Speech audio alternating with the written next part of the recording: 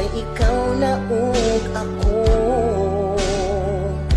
Ikaw lang ang someone nga never na kong